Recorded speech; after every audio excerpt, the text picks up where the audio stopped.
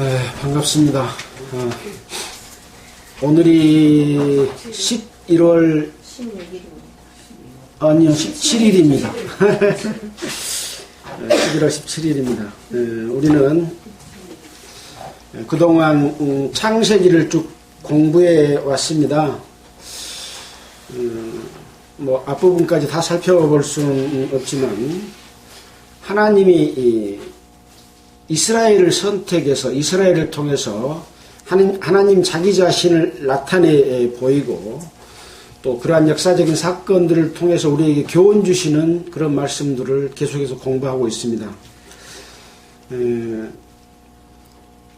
아브라함의 하나님, 이삭의 하나님, 야곱의 하나님, 그 하나님이 그 역사를 통해서 우리 가운데 보여주는 교훈, 우리는 그걸 보고 있는데, 우리는 이제 지난주에 아브라함에서 이삭을 거쳐서 야곱을 나중에 이름을 이스라엘로 바꿔줬잖아요.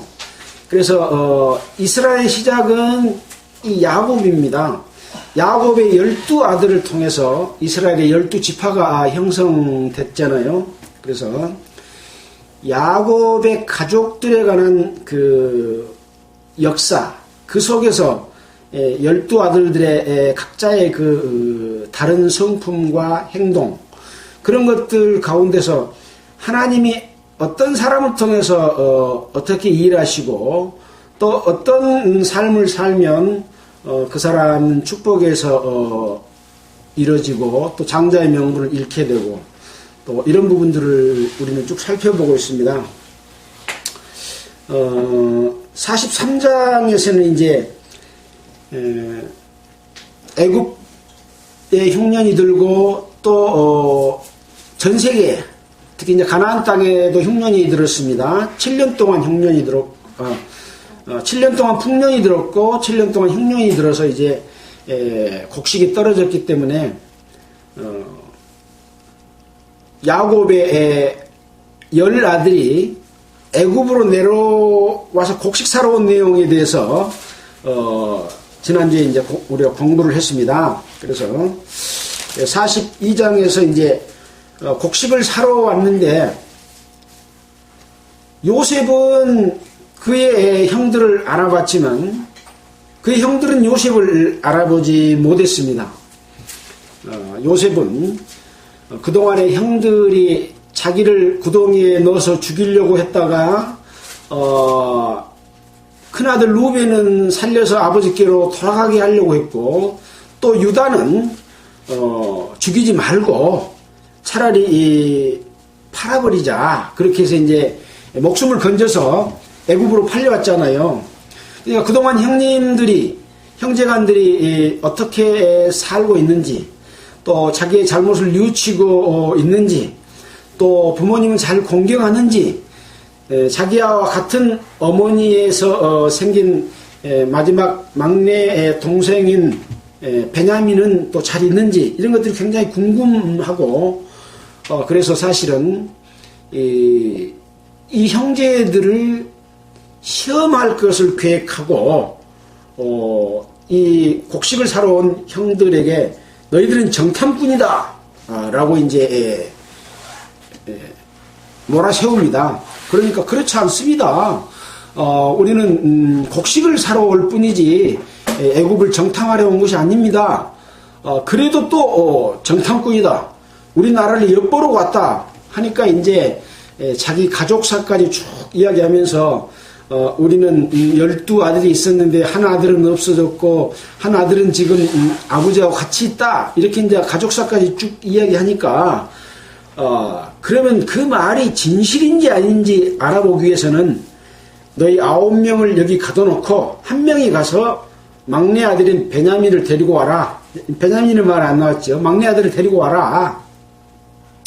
이렇게 이야기를 하고 3일 동안을 가둬놓고 이제 그 기간 안에 요셉은 생각하기를 이 한 사람만 보내면 다 곡식을 가져갈 수 없잖아요. 그래서 9 아들을 형들을 보내고 한 사람만 잡아두기로 결심을 합니다. 이 10명이 다 3일 동안 옥에 갇혀 있으면서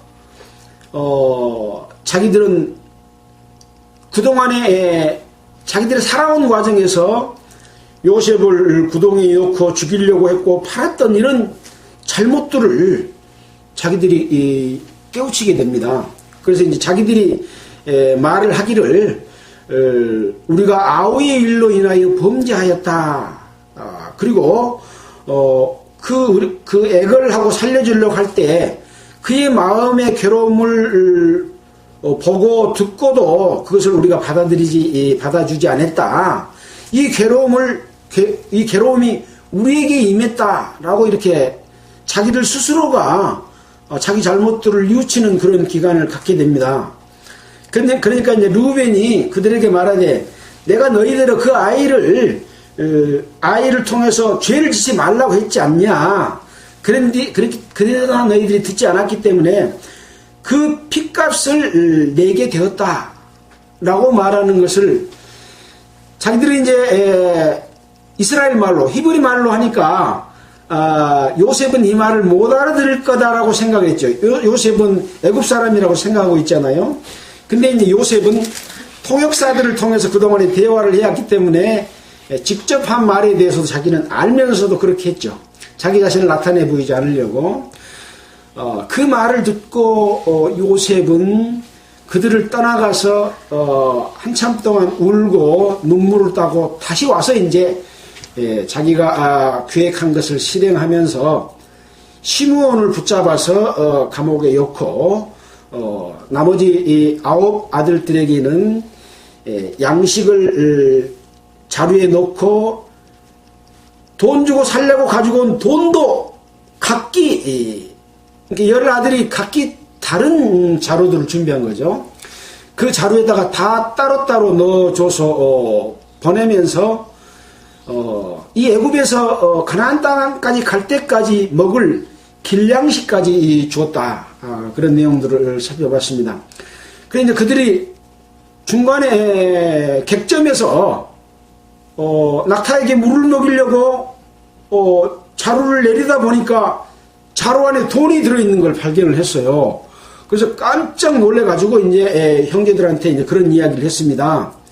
내 돈을 도로 넣었도다. 보라 자루 속에 있도다. 이에 그들이 혼이 나서 떨며 서로 돌아보며 말하되 하나님이 어찌하여 우리에게 이 일을 행하였는고.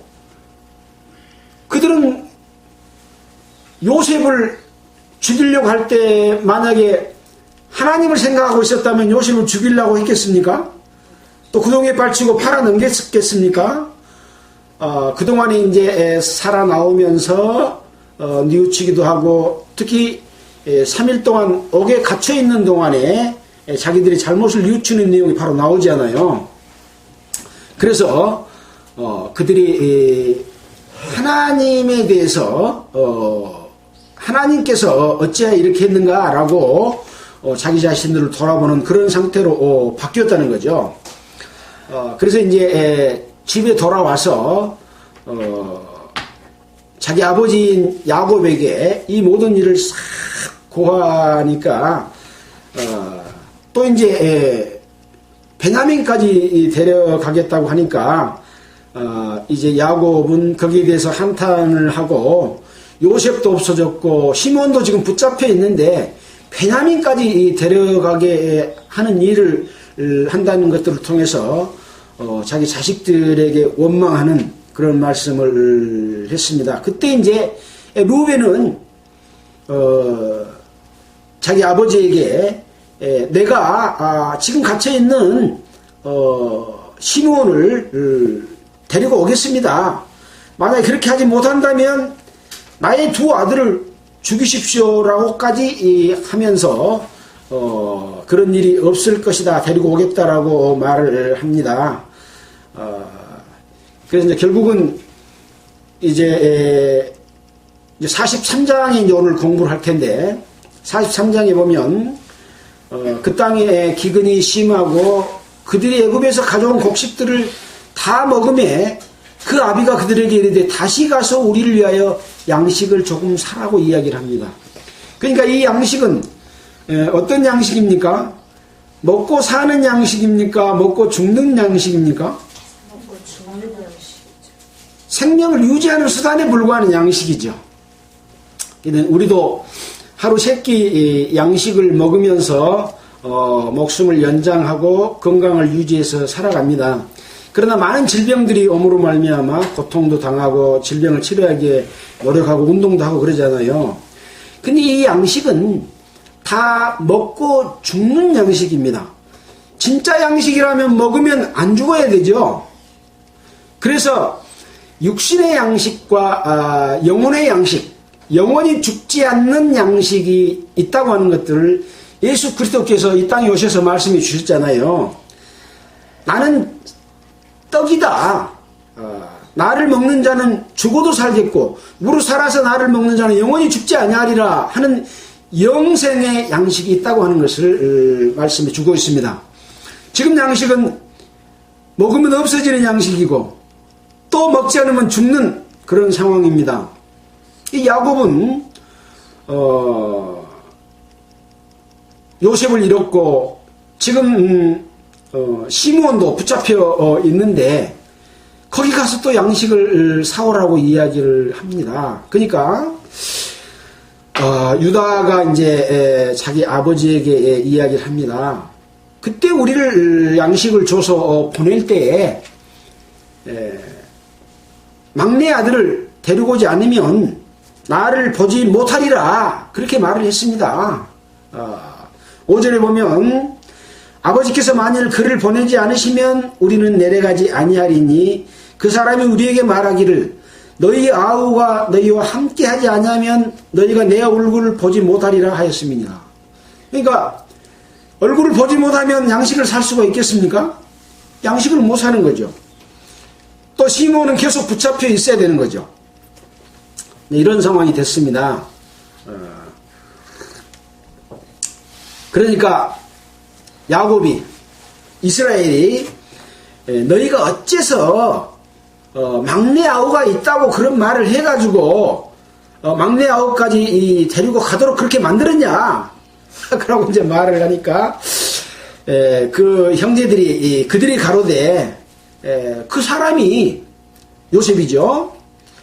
우리의 친족에 대해서 자세하게 힐문하여 이르기를 너희 아버지가 그저 살아있느냐 또 너희에게 동생이 있느냐 이렇게 조조히 자세하게 물으니까 그 말을 조조히 그에게 대답한 것이라. 물어본 말에 대해서 답을 안 할 수가 있습니까? 물어보면 답을 해야 되거든요. 거짓말을 하든지 참말을 하든지. 근데 사실대로 답변을 한 거죠. 조조이란 말은 조목조목 그 말입니다.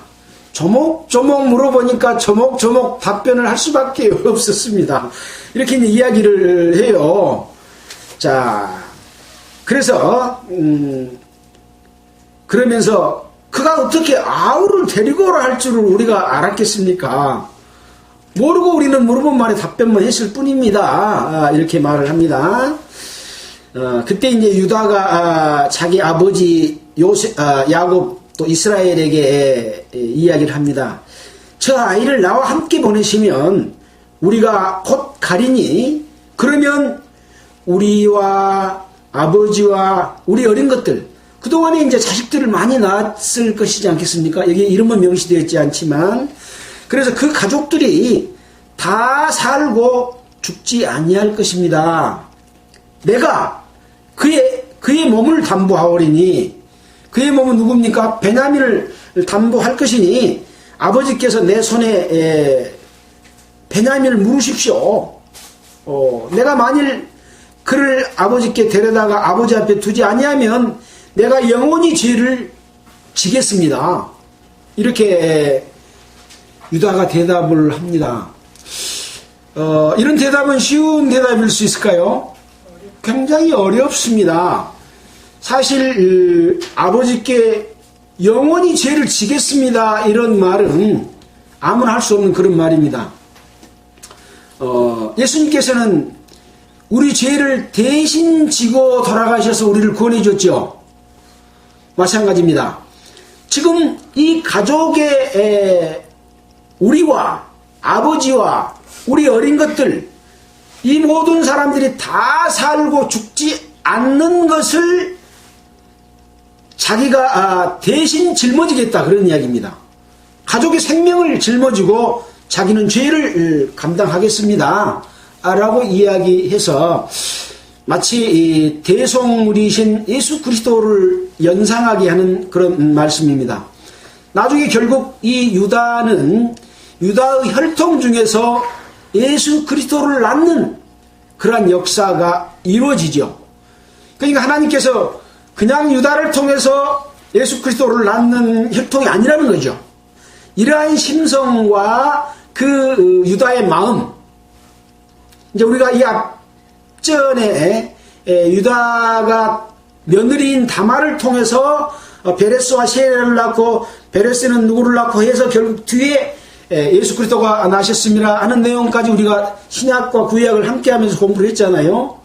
바로 그런 혈통을 잇는 유다의 심성과 하나님의 택하심, 이런 것들 우리는 생각해 볼 수가 있는 것이죠. 자, 그래서 우리가 지체하지 아니하였다면 벌써 2번 갔다 왔으리라. 그러니까 아버지가 양식을 사오라고 말하면서 2번 갔다 왔을 기간만큼 함께 고민을 했던 거죠.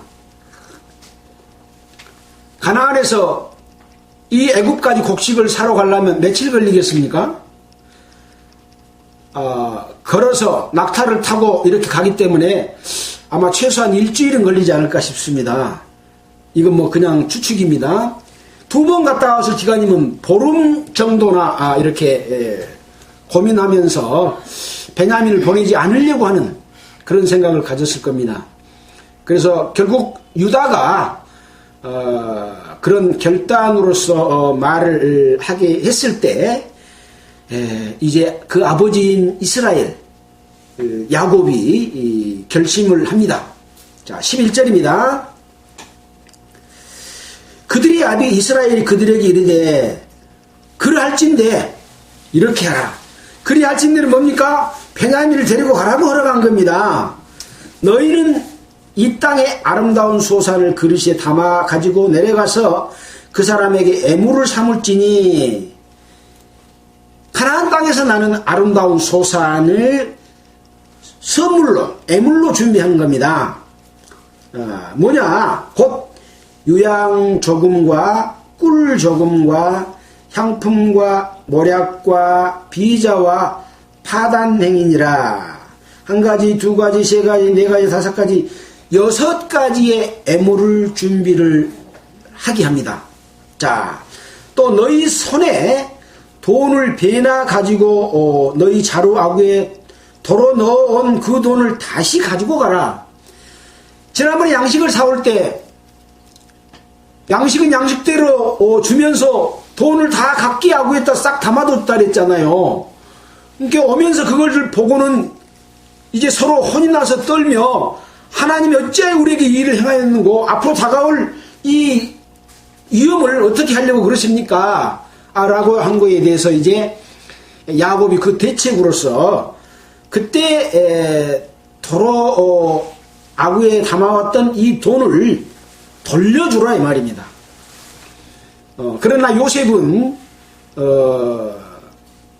형들에게 양식을 거저 값없이 주는, 우리가 예수 그리스도의 은혜를 받을 때 값없이 우리가 구원함을 받은 것과 같은 그런 은혜를 베푸려는 거죠. 근데 그것을 아직까지 깨우치지 못한 이들로 봐서는 이것 때문에 우리가 이번에 올라가면 다 죽을 수 있다. 그러니까 애물도 준비하고 그때 준 돈도 다시 가지고 가자, 이런 계획을 야곱이 세워서 다시 가지고 가라. 혹 차작이었을까 두렵도다.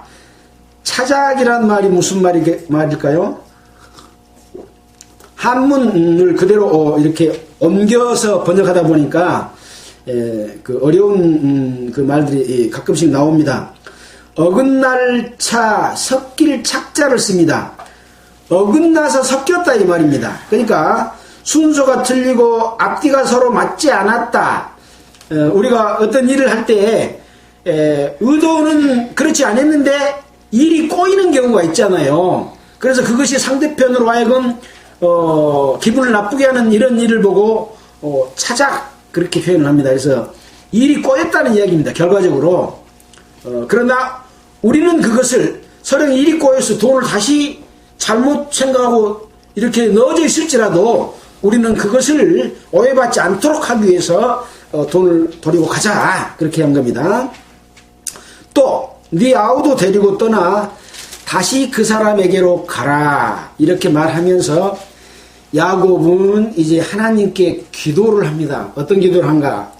전능하신 하나님께서 그 사람 앞에서 너희에게 은혜를 베푸사 그 사람으로 너희 다른 형제와 베냐민을 돌려 보내게 하시기를 원하노라. 내가 자식을 잃게 되면 이르리로다. 사실은 하나님께 의지하고 하나님께 맡기는 일이죠. 자식을 잃게 되면 이르리로다. 만약에 돈을 다시 양식값을 주지 않고 다시 온 것을 그냥 묵인하고 받아들여 버려서 죽게 된다면 자기 12아들이 지금 11아들이 다 죽을 수도 있는 그런 상황인 거예요. 그래서 하나님께서 그 사람을 통해서 너희에게 은혜를 베풀기를 원한다.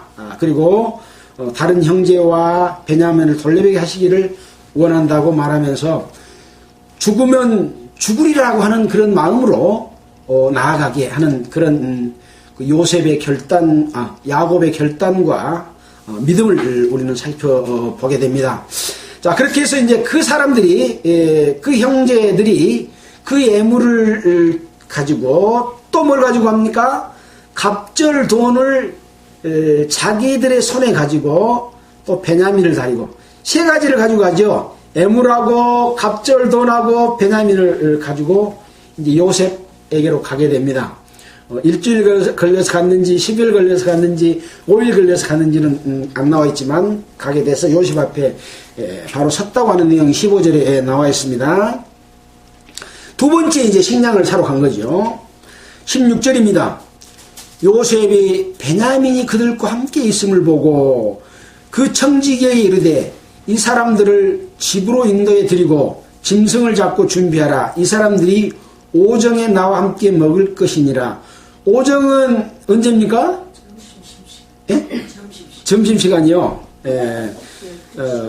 12시를 말합니다. 낮, 오, 발을 정자, 한낮이다 이 말입니다. 시간인 12시를 말합니다. 12시에 같이 점심을 먹겠다 이 말입니다. 그렇게 이제 점심을 준비하라고 시킵니다.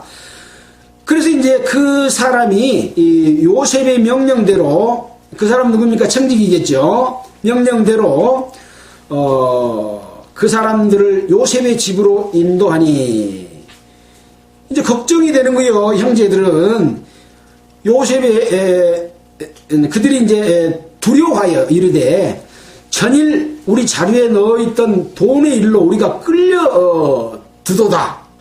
이는 우리를 억류하고 달려들어 우리를 잡아 노예를 삼고 우리의 나귀를 빼앗어야 함이로다. 라고 이렇게 이제 겁을 먹습니다.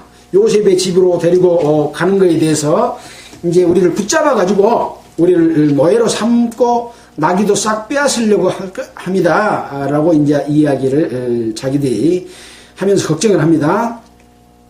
19절에 그들이 요셉의 청지기에게 가까이 나가서 그 집 문에서 그에게 고하여 문 안에 들어가지도 않고 문 밖에서 이제 구합니다. 내 주여. 그러니까 이 요셉의 청지기인에게도 이 형제들은 내 주인이다라고 표현을 합니다. 내 주여. 우리가 전일에 내려와서 양식을 사가지고 객점에 이르러서 자루를 풀어보니까 각인의 돈이 본수대로 자루하게 있기로 우리가 도로 가져왔고, 여기서 본수는 뭡니까? 밑번 셀 숫자 해가지고 본래의 수대로, 그 말입니다. 본래의 수대로 자루하게 있기로 우리가 도로 가져왔습니다. 또 양식 살 다른 돈도 우리가 가지고 내려왔습니다. 그러니까 돈을 지난번에 양식값하고 이번에 양식값하고 돈을 지금 2배로 가지고 왔습니다. 그때 우리가 돈 돌아간 거 아닙니다. 사장 차작이었을지라도 우리는 그 값을 잘못되게 일이 꼬여서 우리에게 돈이 돌아왔다고 할지라도 그걸 돌려주려고 하는 마음입니다. 하고 이제 자기의 진실함을 그렇게 이제 고합니다. 우리의 돈을 우리 자료에 넣은 자가 누구인지 우리는 알지 못합니다. 이렇게 말을 합니다. 그러니까 이제 그 청지기가 말을 합니다. 너희는 안심하라. 두려워 말라. 너희 하나님, 너희 아버지의 하나님이 재물을 너희 자루에 넣어 너희에게 주신 것이니라. 너희 돈은 내가 이미 받았느니라. 누가 돈을 돌려줬다고요? 너희 하나님, 지금 형제간들의 하나님입니다. 너희 아버지의 하나님, 누굽니까? 야곱의 하나님. 이 하나님이 재물을 너희 자유에 도로 넣어주신 것이다. 그리고 너희가 양식값을 나한테 줬지 않냐? 양식값은 요셉이 직접 받은 거 아니라 청지기가 받아요. 그러고 자루에 양식도 청지기가 이어주잖아요. 청지기는 다만 요셉이 시킨 것을 했을 따름인 거예요. 근데 이 청지기는 그 돈을 하나님이 너희한테 이어줬다. 양식값을 줄 때 나는 돈을 이미 받았다. 그렇게 이야기를 합니다. 자, 그리고 시므온을 그들에게로 이끌어 그들을 요셉의 집으로 인도하고 물을 주어 발을 씻기게 하며 그 나귀에게 먹이를 주더라. 그래서 옥에 갇힌 이제 시므온도 풀어서 함께 집으로 인도했고, 물을 주어 발을 씻긴다고 하는 것은 어떤 의미입니까? 이스라엘의 손님을 대접할 때 먼저 손님이 들어오면 발 씻을 물을 주고 제공해주는 이스라엘의 풍습이 있습니다. 그래서 이제 이런 풍습대로 손님 대접을 하는 거죠. 우리 집에 오는 귀한 손님 대접을 하는 그런 것을 베풀어 줍니다. 그들이 여기서 먹겠다함을 듣고 애물을 정돈하고, 아직까지 지금 요셉의 집에 들어갔지만 요셉은 아직까지 자기 집으로 들어오지 않는 상태입니다. 국사를 지금 맡고 있잖아요. 애물을 정돈하고 요셉이 오정에 오기를 기다리더니 요셉이 집으로 오매 그들이 그 집으로 들어가서 그 애물을 그에게 드리고 땅에 엎드려 절하니. 그러니까 지금 이 형제간들이 동생인 아우 요셉에게 절을 지금 몇 번 했죠. 지난번에 가서도 절을 하고 또 절을 하고 오늘도 지금 와서 절을 하고. 그러니까 곡식단이, 양식을 사러 온 곡식단이 자기 동생 곡식단에게 절하는 일들이 지금 여러 번 현실로 이루어진 거죠. 절하니 요셉이 그들의 안부를 물으며, 누구 안부를 먼저 물었어요? 아버지. 아니요. 그들의 안부를 물으며 그랬습니다. 먼저 너희들이 가나안 땅에 갔다가 그 음식 먹고 다시 또 살아올 때까지 별일 없었냐 이 말입니다. 그들의 안부를 물은 거예요. 그 다음에 가로되 너희 아버지, 너희 말하던 그 노인이 안녕하시냐? 두 번째 아버지의 안부를 물었어요. 예. 지금까지 생존하셨느냐? 음식 먹는 기간이 뭐 그렇게 오래되지는 않았을 걸로 생각합니다. 이제 뒤에 보면 흉년이 든 지 2년밖에 남지 않았고 5년이나 아직 흉년이 남았다는 내용이 뒤에 나오거든요. 45장인가 이쪽에 나옵니다. 그래서 그렇게 오래되지는 않았지만 그 사이에 아직까지 생존하고 있냐? 그렇게 이제 물어봅니다. 그래서 이제 그들이 대답하되 주의 종 우리 아버지가 누구의 종이라고요? 주의. 실은 여기서 주라고 하는 말은 요셉을 가리키잖아요. 요셉의 종 우리 아비가. 근데 요셉의 종 아비가 아니라 야곱의 아들 요셉이죠. 근데 여기서는 지금 주의 종 우리 아비가 평안하고 지금까지 생존하였나이다 라고 말을 하게 됩니다. 그래서 결국은 꿈꿀 때 해와 달과 별들이 다 요셉에게 절했던 그런 상황의 꿈이 연상되지 않습니까? 그래서 주를 요셉으로 표현하고 우리 종 아버지라고 표현함으로써 야곱이 이 요셉의 종인 상황을 이야기를 하고 있습니다. 이런 상황 가운데서 우리는 뭘 느낍니까? 아브라함의 시대, 이삭의 시대, 야곱의 시대가 지나가고 지금 요셉의 시대로 바뀌었다는 것을 생각할 수가 있죠. 주인공을 꼽으라면 누구를 주인공으로 꼽아야 됩니까? 요셉이 주인공이 된 겁니다. 하나님의 역사는 이렇게 점점 어떤 목적을 위해서 그 계획들을 옮겨가면서 이루어져 가고 있는 과정인 것이죠. 머리 숙여 절하더라. 요셉이 눈을 들어 자기 어머니의 아들 자기 동생 베냐민을 보고 가로되, 아까 베냐민을 함께 있음을 보고 이렇게 지시는 했지만 아직까지 베냐민을 직접 만나지는 않은 상태였죠. 앞에서는 베냐민을 보고 가로되 너희가 내게 말하던 너희 작은 동생이냐?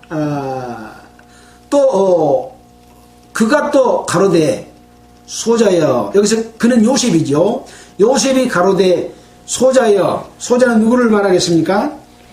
베냐민을 가리켜 말합니다. 베냐민아, 하나님이 너에게 은혜 베푸시기를 원하노라, 이렇게 말을 합니다.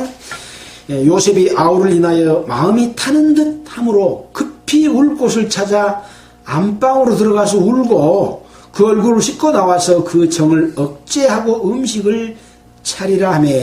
그러니까 이 요셉은 자기가 이렇게 형제들에게 팔려서 애굽에서 지금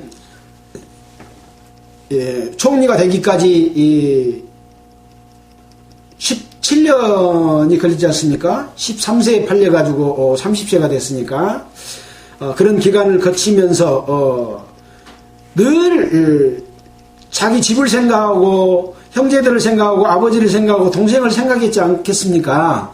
처음에는 형들에게 대해서 원망하고 미워하는 마음이 있었겠죠. 당연히 사람이니까. 그렇지만 그 특별히 이제 자기가 아버지의 사랑을 독차지함으로 말미암아 그것에 미움을 샀었기 때문에 아버지에 대해서 또 내가 이제 이렇게 없어졌으니까 아버지께서는 틀림없이 어머니가 같은 막내로 태어난 베냐민을 특별히 사랑할 것인데 형제들이 또 질투하고 미워하면서 얼마나 베냐민을 괴롭혔을까 이런 생각을 했지 않겠습니까? 그래서 요셉은 특별하게 자기 친동생인 배다른 동생이 아니라 친동생인 이 베냐민에게 은혜 베풀기를 원하고 그 베냐민을 만나니까 마음이 타는 듯 했다. 얼마나 간절함과 그 만나서 반가움 이런 것들이 지금 마음속에 있는 거죠. 그 정을 억제하지 못하고 안방으로 들어가서 그 형제가들이 있는 데서는 울지 않고 안방으로 들어가서 몰래 울고 눈물을 닦고 나와서 음식을 차리라 이렇게 지시를 한 거죠. 오늘도 이제 지금 누가 한 분이 아파서 이렇게 어려움에 처했다고 하니까 그 말을 듣고 이렇게 눈물을 흘리는 그런 모습을 보고 했습니다마는 우리는 그런 인간의 어떤 정을 가지고 있습니다. 특히나 이제 오랜 기간 동안 떨어져 있던 이 요셉의 마음을 우리가 읽을 수 있는 것이죠. 그래서 그들이 요셉에게 그 음식을 차리는데 요셉에게 따로 하고 그 형제들에게 따로 하고 배식하는 애굽 사람들에게도 따로따로 음식을 차렸습니다. 왜 그랬냐? 애굽 사람들은 히브리 사람과 같이 먹으면 부정을 입는다고 애굽 사람들이 생각한 겁니다. 그러니까 이건 히브리 사람이 생각한 게 아니라 애굽 사람이 그렇게 생각한 겁니다. 그래서 음식을 따로 차려 주고 있는 거죠. 어떻게 보면 우리가 봤을 때는 오히려 이 이스라엘 사람들이 애굽 사람들하고 뭐 부정탄다 그렇게 생각할 건데, 여기서는 지금 권력을 쥐고 있는 쪽이 어느 쪽입니까? 갑이 누굽니까? 애굽 사람들이잖아요. 그러니까 애굽 사람들이 부정탈까봐 요셉상 따로, 형제들상 따로, 그 다음에 배식하는 애굽 사람 따로 이렇게 차렸던 겁니다. 그들이 요셉이 앞에 앉되, 이제 요셉 앞에 앉히는데 상은 다르겠죠. 장위의 순서, 저 위에 형님부터 순서대로 딱 앉히는 거예요. 근데 형들은 지금 어떻게 이 순서를 알고 앉히지? 그러고 깜짝 놀란 겁니다. 자, 앞에 앉되 그 장위의 차서대로 안치운 바 되니, 안치운 바 됐단 말은 자기가 가서 앉은 거요. 니는 요리 앉아, 니는 요리 앉아, 그렇게 했다는 거예요. 앉으라고 자리를 정해준 거예요. 근데 딱 보니까 형제가 하는 순서대로 탁 알고 앉히니까 그들이 서로 이상하게 여겼더라 그랬습니다. 이것은 이제 요셉이 그 순서를 알고 그렇게 앉혔다고 볼 수 있겠죠. 요셉이 자기 식물로 그들에게 주되, 이제 상을 아까 각기 따로 차렸다 그랬잖아요. 자기에게 차려진 음식을 그들에게 주되 베냐민에게는 다른 사람보다 5배나 더 줬습니다. 그들이 마시며 요셉과 함께 즐거워했더라. 베냐민은 더 주니까 질투를 하는 게 맞을잖아요. 근데 즐겁게 음식을 같이 먹었습니다. 그래서 그동안에 형제들이 좀 많이 바뀌었다는 것을 요셉도 느낄 수가 있겠죠. 이제 44장에서는 이 형제간들이 정말로 동생을 사랑하고 아버지를 공경하고 그런 마음이 있는가 없는가를 다시 한번 또 시험을 하게 됩니다. 한 번의 시험으로 끝나지 않습니다. 그러면서도 은혜를 베푸는 일을 계속하면서 지켜보고 이제 그 마음을 열 거냐 말 거냐 하는 그런 상황이 전개가 되는 것이 44장의 내용입니다. 쭉 함께 보겠습니다. 요셉이 그 청지기의 명하에 가로되 양식을 각인의 자리에 실을 수 있을 만큼 채우고, 실을 수 있을 만큼 가득 채우고 각인의 돈을 그 자리에 넣고, 그러니까 이 양식값은 지난번에 가져온 양식값은 거기다 주지는 않았을 거예요. 왜? 지난번 것은 받았느니라 라고 했고, 너 자리에 넣은 것은 하나님이 넣어줬다 라고 했기 때문에 배로 갖고 온 것 중에 절반은 이번에 살 양식값을 줬겠죠. 근데 그 돈을 도로 그 자리에 넣어주고, 양식은 지난번보다 더 많게 자루에 실을 수 있을 만큼 그렇게 표현을 했습니다. 채우고, 또 내 잔 곧 은잔을 그 소년의 자리 아구에 넣고 그 양식값도 함께 넣어라. 그래서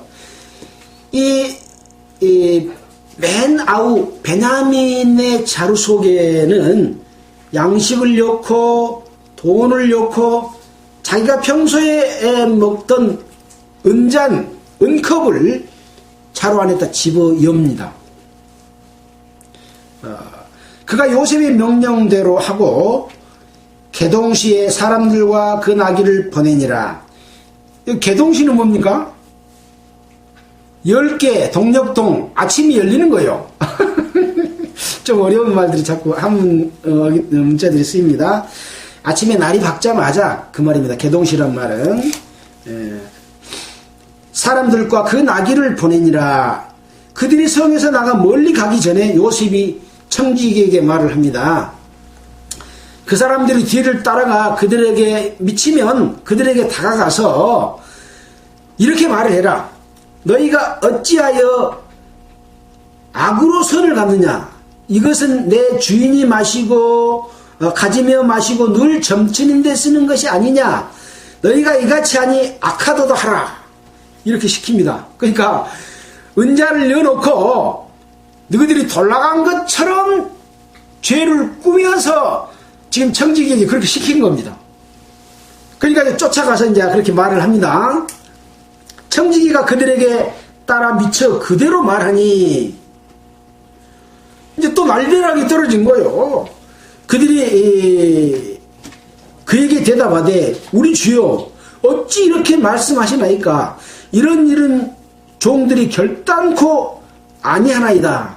그러니까 이 형제간들도 지금 자기들의 형제간들이 진실되게 하고 있다는 것을 서로 믿어요. 아까 베냐민을 데리고 오겠다고 하고 또 시몬을 내가 구해내겠다고 하고 그런 말들 속에서도 우리가 그걸 느낄 수 있잖아요. 형제의 우애, 사랑 이런 것들을 가지고 지금 서로 믿고 있는 그런 상황이라는 것을 알 수가 있습니다. 결단코 아니하나이다. 우리 자루에 있던 돈도 우리가 가나안 땅에서부터 당신에게로 가져왔거늘 우리가 어떻게 당신의 주인집에서 은금을 도적질하리까? 은잔을 이렇게 은컵을 가져갔다고 하니까 우리가 금은을 어떻게 주인에게서 도적질하겠습니까? 종들 중 누구에게서 발견되든지 그는 죽을 것이요 우리는 주의 종이 되리이다. 은잔을 훔친 사람은 죽겠고 우리는 그 주인의 종이 되겠습니다. 그렇게 말을 합니다. 그러니까 그만큼 서로를 믿고 은잔을 훔치지 않았을 것이라고 하는 것을 항변해서 지금 말을 하고 있는 거죠. 그러니까 그 청지기가 가로되 그러면 너희 말과 같이 하리라. 그것이 너희에게서 발견되면 그는 우리의 종이 될 것이요 너희에게는 책망이 없으리라. 근데 형제들까지 종으로 삼지는 않겠다. 그 은잔 돌아간 사람만 종으로 삼겠다. 그렇게 말을 합니다. 그들이 각기 급히 자루를 땅에 내려놓고 푸니 그가 나이가 많은 자에게서부터 시작해서 적은 자에까지 수탐하매 수탐이란 말은 찾을 수 참을 탐자입니다. 그래서 우리가 죄를 지면 경찰에서 압수수색을 하고 죄의 증거를 찾은 것을 수사라 그러잖아요. 수사 과정에서는 압수수색을 하기도 합니다만은 그렇게 해서 수탐, 수사에서 샅샅이 알아내서 잔이 베냐민의 자리에서 발견된지라 이렇게 됐습니다. 그러니까 그것이 발견되니까 그 형제들이 옷을 찢고 자기의 짐을 나귀에 싣고 이제 풀어놨던 짐을 다시 싣고 성으로 돌아오니라. 가나안 성으로 돌아갔을까요? 애굽 성으로 돌아갔을까요? 애굽 성으로 다시 너희는 상관없으니까 풀어주겠다 가라 그렇게 아까 했잖아요. 죄진 사람만 내가 종으로 잡아가겠다 했는데 같이 따라가서 지금 자기들도 함께 죄를 감당하겠습니다. 그런 형제의 우애를 지금 보이고 있는 거죠. 자, 옷을 찢는단 말은 어떤 그 안타까운 상황이 벌어졌을 때 표현하는 그러한 방식입니다. 그래서 요셉이 구덩이에다가 요셉을 빨쳐놨을 때 큰형 루벤이 가서 보니까 요셉이 없으니까 옷을 찢고 그 동생들에게 와서 아이가 없도다 나는 어디로 갈까 하고 한탄했던 때도 옷을 찢은 적이 있었거든요. 그와 같은 지금 상황인 거죠. 자, 그래서 14절에 보면 유다와 그 형제들이 요셉의 집에 이르니 요셉이 오히려 그곳에 있는지라. 그 앞에 땅에 엎드려 요셉이 그들에게 이르되 너희가 어찌하여 이런 일을 행했느냐? 나 같은 사람이 점 잘 칠 줄 너희가 알지 못했느냐? 아직도 요셉은 자기 형들한테 정체를 나타내 보이지 않고 있습니다. 아까 시킬 때 뭐라고 그랬습니까? 내가 평상시에 가지고 마시며 늘 점치는 데 쓰는 것이 아니냐라고 했잖아요. 그 요셉이 그동안에 자기의 그 은그릇 가지고 점치고 그랬을까요? 안 했을 겁니다. 이 애굽 사람들이 컵에다가 물을 채워놓고 자기들이 섬기는 그 신을 불러서 점을 치는 일을 했는데 이것은 하나님 앞에 아주 악한 범죄입니다. 그래서 율법에도 이러한 것을 죄로 정하고 있거든요. 그렇기 때문에 요셉은 이 은장 가지고 점치는 일을 안 했습니다. 근데 왜 그렇게 물어보라고 했을까요? 나는 철저하게 애굽 사람이다. 자기 자신이 형제고 이스라엘 야곱의 자손인 것을 끝까지 숨기고 너희들이 믿는 하나님을 같이 믿고 있다고 하는 것을 안 나타내 보이기 위해서 그렇게 숨겼던 겁니다. 여기서도 또 그 말을 합니다. 나 같은 사람이 그 형들이 자기를 볼 때 나 같은 사람이죠. 점 잘 칠 줄 너희가 알지 못했냐? 라고 말을 합니다. 그러니까 이제 유다가 우리가 내 주께 무슨 말을 하겠습니까? 무슨 설명을 하겠습니까? 우리가 어떻게 우리의 정직을 나타낼 수 있겠습니까?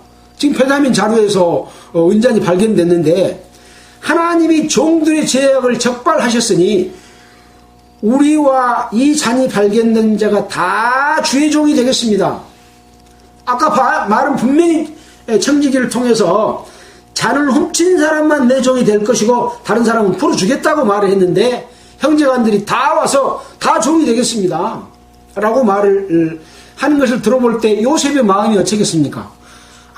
이 형들이 막내인 베냐민이 그 잔을 훔쳤음에도 불구하고 같이 종이 될 만큼 이 베냐민을 사랑하고 있구나라는 걸 느꼈겠죠. 형제 사랑을 느낀 겁니다. 자, 그래서 요셉이 가로되 내가 결코 그리하지 아니하리라. 잔이 그 손에서 발견된 자만 나의 종이 되고 너희는 평안히 너희 아버지께로 도로 올라갈 것이니라 라고 말합니다. 그러니까 이제 유다가 그에게 가까이 가서 가로되 내 주여 청컨대 종으로 내 주의 귀한 말씀을 고하게 하소서. 주의 종에게 노하지 마옵소서. 주는 바로와 같으십니다. 애굽 왕과 같은 자십니다 라고 말하면서 이제 지난번에 왔을 때 요셉이 자기 아버지를 물어보고 동생을 물어보고 이렇게 했던 모든 내용들을 고하면서 그 요셉의 했던 말을 그대로 인용하면서 그 배경들을 설명합니다. 그러니까 아버지의 안부를 물으며 베냐민을 데리고 오라고 했고 그때 나누었던 그 이야기를 인용을 해서 만약에 베냐민을 데려왔는데 못 데리고 가면 아버지가 죽을 것입니다. 그런데 아버지와 이 베냐민의 생명이 서로 결탁되어 있을 만큼 아버지가 이 베냐민을 사랑하기 때문에 결국은 아버지가 죽게 될 것입니다. 라고 말을 합니다. 이것이 이제 18절부터 34절까지의 내용의 기록이 그러한 간절한 청을 지금 하고 있으면서 이제 말을 하는 내용이 나옵니다. 30절에 아비의 생명과 아이의 생명이 서로 결탁되었거늘 이제 내가 주의 종 우리 아비에게 돌아갈 때 아이가 우리와 함께하지 않으면 아버지가 아이 없음을 보고 죽으리니 이같이 되면 종들이 주의 종 우리 아비의 흰머리로 슬피 음부로 내려가게 함이니이다. 또 유다는 특별히 만약에 가서 이 베냐민을 다시 구해오지 못하면 영원히 내가 죄를 짊어지겠습니다 그랬잖아요. 32절에 또 그 말씀이 있습니다. 주의 종이 유다가 내 아비에게 아이를 담보하며 말하기를 내가 이를 아버지께로 데리고 오지 못하면 돌아오지 않냐면 영영의 아버지께 죄를 지겠다고 했습니다. 청컨대 주의 종으로 아이를 대신하여 있어서 주의 종이 되게 하시고 아이는 형제와 함께 도로 올려보내소서. 그러니까 유다가 자기만 남고 그 죄를 나가 다 짊었을 테니까 동생하고 형제들은 보내주십시오 라고 말을 하게 됩니다.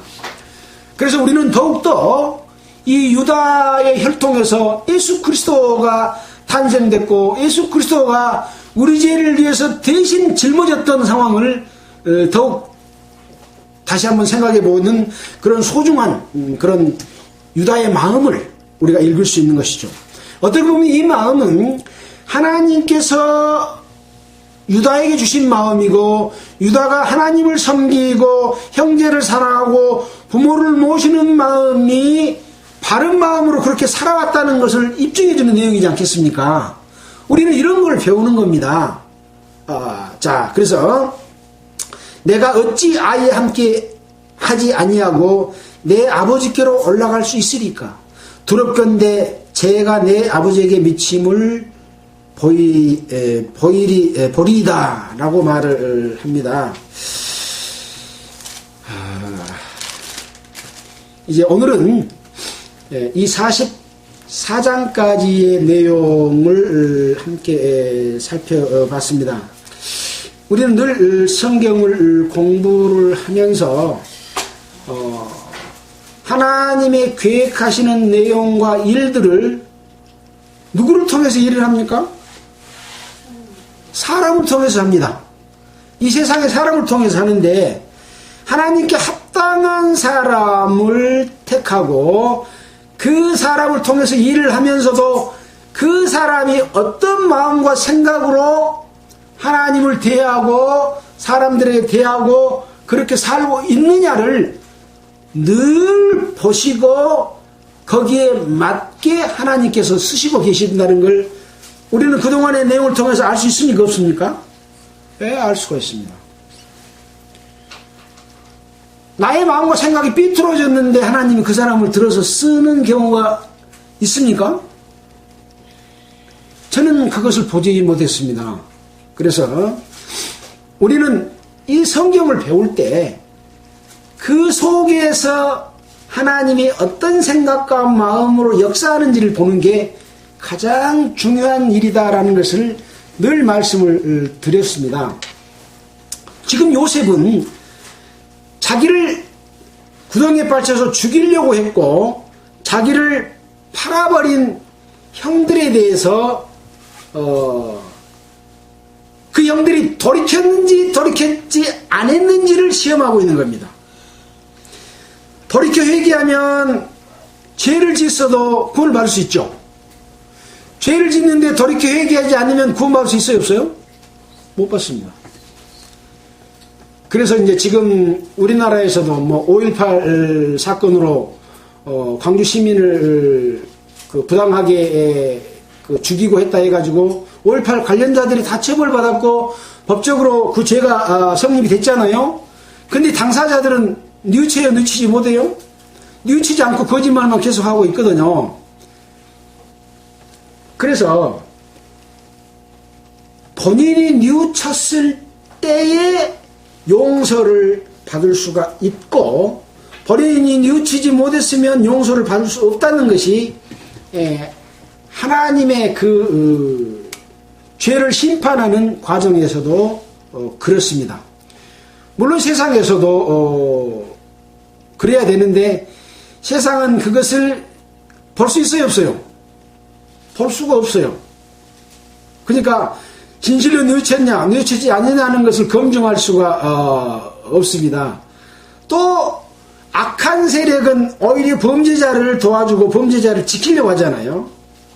그러나 그것을 처벌하려고 하는 쪽에서는 계속 처벌하려고 하지만 법이 허용한 한도 내에서밖에 처벌을 못하고 상대편에서는 막고 있으니까 처벌을 못하고 있는, 그래서 세상은 불합리하고 법이 제대로 적용되지 않지만 하나님의 법은 반드시 100% 적용되고 100% 정의로운 심판이 이루어져서 이제 인류의 역사가 끝나고 이제 그때가 왔을 때 이 세상에 불합리하고 불공평했던 모든 것들이 확연하게 드러나서 하나의 숨김없이 다 심판을 받게 될 때 그때 정의가 실현되는 겁니다. 이게 하나님의 정의입니다. 사람의 정의나 세상의 정의는 없습니다. 있는데 실현이 못 되죠. 네, 그래서 법이라고 하는 것도 법을 만든 목적이 뭡니까?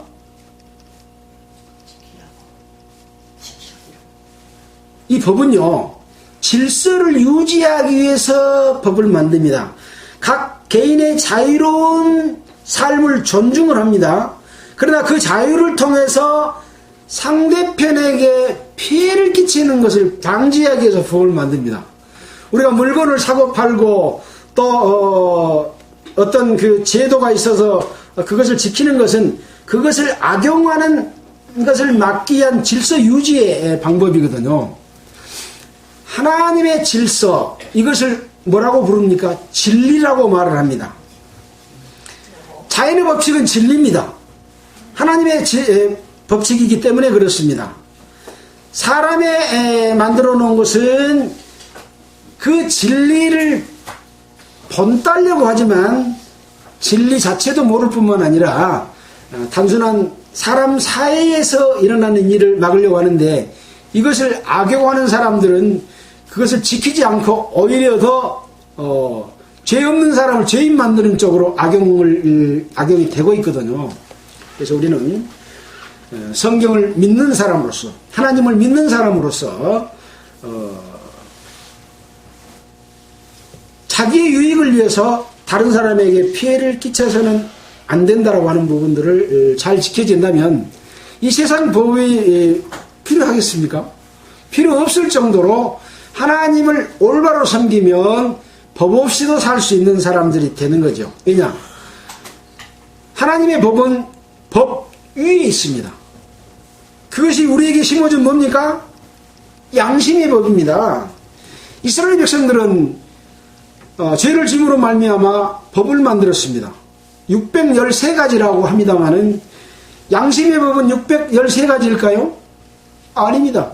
6130가지가 넘을 정도로 양심이 그 죄가 죄인 것을 알게 해주지만 사람들은 그것을 양심이 무뎌져서 자꾸 나쁜 일을 하게 되는 거죠. 그래서 우리는 성경의 사건들을 쭉 살펴보면서 하나님이 지금 이루어가시는 일 가운데서 그런 것들을 교훈받고 그리스도인으로서 하나님을 믿는 자들로서 하나님의 뜻이 합당하게 삶으로 말미암아서 아까 그랬잖아요. 양식은 묻고 다 죽지만 우리 영생을 얻는 양식은 영원히 죽지 않는 하나님이 주시는 축복 가운데 살아갈 수 있는 영생의 가치를 갖고 있기 때문에 이 가치를 중요하게 생각하면서 살게 되는 그런 교훈을 우리가 받게 됩니다. 늘 말씀을 드리지만 이 성경을 읽으면서 성경 가운데서 직접 깨닫기를 늘 말씀을 드립니다. 제가 설명한 것은 제 말일 수가 있잖아요. 그래서 직접 말씀을 듣고 깨달으면 하나님이 나에게 깨우쳐주는 말씀이라고 하는 것이죠. 아까 형제들이 하나님께서 어찌 이렇게 하셨는고 라고 했고 또 요셉의 청지기도 하나님께서 이렇게 해주셨다라고 하는 것을 느끼게 됐을 때 그들에게는 큰 힘이 됐던 것과 마찬가지로 우리도 그렇습니다. 하나님의 말씀이 여러분의 마음속에 깨우쳐져서 큰 힘으로 정말 선하고 바르게 또 그러한 삶을 통해서 요셉의 삶을 통해서 하나님을 보았잖아요. 또 야곱의 삶을 통해서 외삼촌이 하나님과 함께하고 있는 걸 봤잖아요. 우리는 우리를 통해서 하나님이 함께하고 있다는 걸 세상에 보여줄 때 세상 사람들은 하나님을 믿고 예수 그리스도를 믿고 구원받을 수 있는 길이 생긴다라고 하는 것을 말씀드리면서 마치겠습니다. 기도드리겠습니다. 하나님 아버지 감사드립니다. 오늘은 요셉이 그 형제들이 두 번째 양식을 살아오는 내용을 통해서 그들이 형제를 사랑하고 아버지를 섬기고 정말로 옛날과 다르게 바뀌었다는 것을 느끼게 됨으로써 또 요셉이 그 형들에게 잔치를 베풀고 또 선의를 베풀면서 또 새로운 시험을 통해서 정말로 그러한가 하는 것들을 살피고 또 나중에 이제 그들을 양식 조금만 사가는 것이 아니라 아예 애굽에 와서 살 수 있도록 은혜를 베푸는 것들을 우리는 공부를 하게 됩니다. 이러한 교훈을 우리 마음속에 생기고 주님의 합당한 뜻 가운데 사는 모든 성도들이 되도록 주님 인도하여 주시옵소서. 이 모든 말씀을 우리를 구원해 주신 예수 그리스도 이름으로 기도드렸습니다. 네, 찬송가는 488장 하겠습니다.